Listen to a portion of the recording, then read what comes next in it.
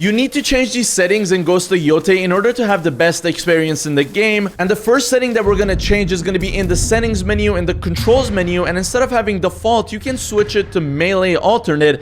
And it's going to turn the game basically into Sekiro, because instead of the square button being the attack button, now you can click the right bumper and right trigger to attack, just like in Sekiro. Now, the next two options we're going to look at are going to be in the gameplay menu, and you need to turn on or off target lock depending on whether or not you want to be able to automatically lock onto enemies or do it manually yourself. And this is an example of the lock-in. As you can see, you can just switch between characters as opposed to before where you just had to control the camera yourself. And I personally would turn off photo mode unless you actually like using it, because if you don't turn it off, you can randomly be in the open world or in combat and accidentally press it, and then this happens. That has already happened to me like 4 times in the 5 hours that I've played the game. And finally, the wolf appearances is also a preference thing, but you can turn it off because sometimes if you die, the wolf will just revive you without asking you at all. And if you want to have a challenging experience where you don't get free revives, then you have to turn this off. You also have the Kurosawa mode that basically makes your game black and white. You have the Mike mode, which is the second option, and this adds more blood to the game and makes the game muddier in general with tighter cameras. And finally, the funniest one I think so far is the Watanabe mode, because it basically turns all the music in the game into lo-fi music. So if I have it off right now, this is what it sounds like.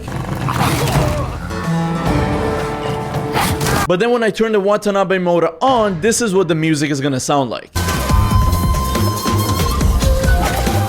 The next big one is show masks in cutscenes, because if you don't turn this on, which is off by default, then all the masks that you unlock in the game are just not going to show up in the cutscenes. And finally, if you don't want to deal with the bamboo minigame, you can change the rapid button presses, which makes it so that the bamboo minigame is very, very simple and you don't have to press different buttons on the controller for it.